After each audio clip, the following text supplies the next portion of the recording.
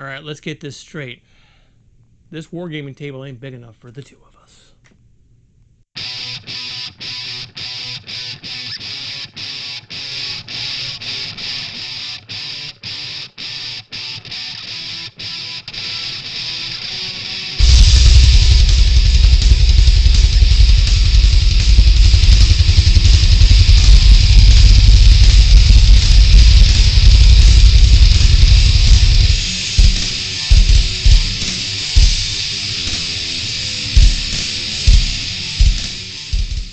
What's up, Internet? Jay here with Nerd Rage Against the Machine, and today we're going to talk about one of my new obsessions when it comes to miniatures wargaming, and that is Dead Man's Hand by Great Escape Games.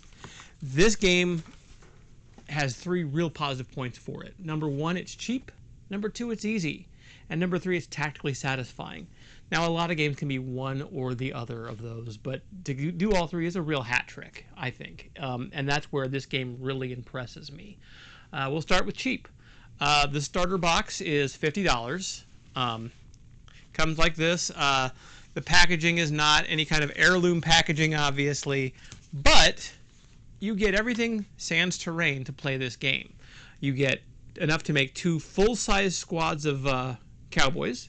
You get a full rule book. You get all the cards, tokens, and measurements you need, and even dice. So pretty much this is ready to play out of the box sans for terrain.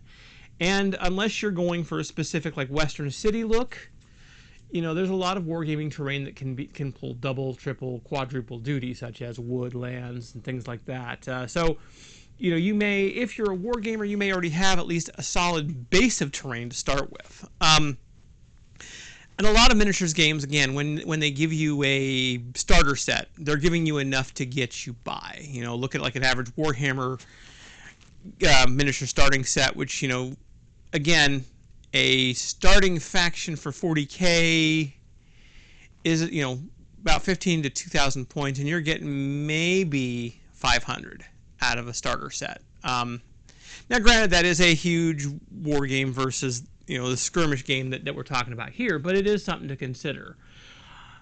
Getting a full force for that price is pretty darn impressive, in my opinion. And these are pretty flexible. These are, you get, basically it's three sprues of 5 cowboys each. And they are really ultimately customizable. I mean, every miniature here is from those sprues. I bought a couple of extra sprues, and again, you can really just mix and match to your heart's content, which I think, again, makes this a pretty flexible product. Now, as far as the rules, like I said, they are pretty easy. You're building a warband based on one of 4 factions, and there are supplements that will bring additional factions. So again, this is not limited to the one book, but it's a good place to really get your teeth sunk into, in my opinion. Each character is rated by their the number of hits they can take, the amount of nerve they have, which is basically their courage, a modifier to shooting and hand-to-hand, as well as reputation, and then on top of that, the weapons they're packing. So it's a pretty simple system. It uses cards for initiative and also cards for special abilities. These are based upon a traditional 52 card, you know, deck like you'd have, you know, buy anywhere. But they also have special rules on them. So when you're building the game, you actually will cut the deck up and kind of customize it for your faction. The 1 through 10s stay in, one deck for red, one deck for black, but then there is a set of 4 cards that is specific to a faction, so that you have kind of a little more flavor. Not only will you be using these for initiative, though, but those special rules on the cards will be used as a small hand that you can then use to affect play. So you can do things with them. And each faction also gets special rules. So, for example, one of my favorite factions right now is the Law Dogs. And what they get is, I am the law. Any lawman within line of sight of the sheriff, even if obscured by other models, receives a +1 bonus to their nerve. As well as on Justice for All, players remove a single under fire marker at the end of every turn, which makes them pretty robust when it comes to fighting. They're less likely to run. They're more likely to stay in the game. So the way the rules work is, you have initiative, you draw for each character. The only part of this game I dislike is that you actually have a physical aspect of the first person to put a card down is the first player. And the only reason I dislike that is because it gets confusing, I think, for some players. But it's one of those things that's so easy to house rule that I'm willing to accept that as a very minor flaw at best. But you draw out a card for each cowboy, for each model you have on the field. Then you go in order of initiative based upon the card number. From there, each character can do 3 actions, whether that's reload, move, shoot. So you have these, situations, but more than that, you also have to declare them all at once, which means you have to think really hard about this. Oh, and aim is another good one. You can aim, shoot. So again, you've got a sniper up here on the roof. He might aim, shoot, so that he gets a really good shot. Now, from there, you roll a d20, add the modifiers, add or subtract any other modifiers, and then you roll on a chart.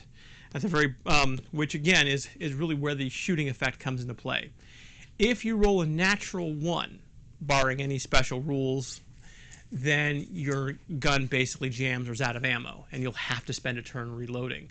So we've seen, when we played this, quite a few examples of somebody having a really cool and dynamic shootout run through, and then, oh shit, click, click, click, crap, crap, crap. That kind of thing will happen. But this game, because of the way it's set up, you have that kind of risk-reward scenario in what you're choosing, but more than that, you also have a game that is very cinematic. It feels like a Wild West shootout. It doesn't just feel like, my army's moving, your army's moving. You have, people playing in different locations at different times. And honestly, we've played about 2-3 games of this before I started thinking about doing a review, and the scenarios themselves lend themselves very well to the genre. It really is, it gets you involved in that genre as well.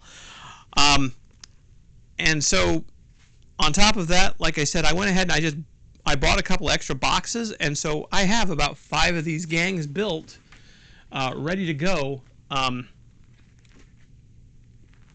And it makes it so much more easy to just, hey, we're ready to play. This is a super easy game to get out of the box and get into and play.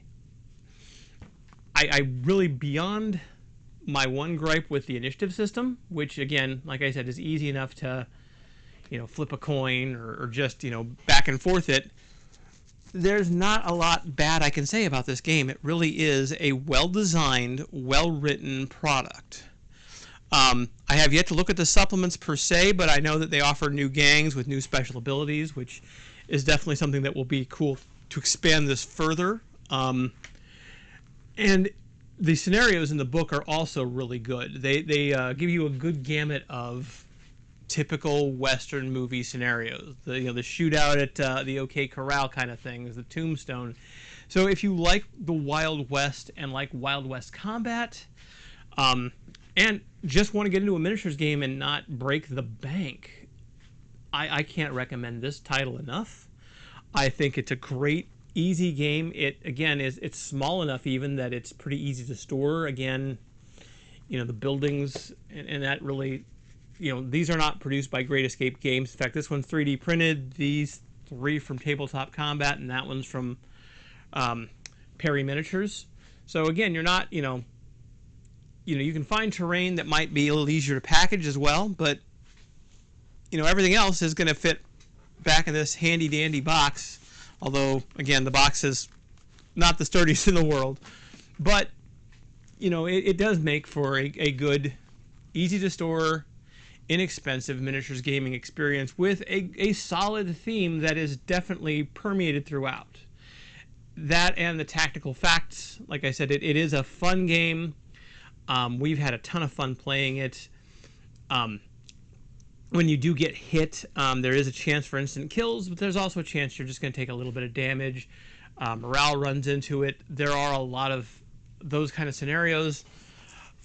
I don't know what else to say except for this is a wonderful miniatures product, and if you're looking for a cheap and easy, even an entry level way into miniatures gaming, I guess I can't recommend this one hard enough. The biggest reason I could think to dislike this game is a dislike of the Western genre, not, nothing in the rules makes me think this is not worth buying.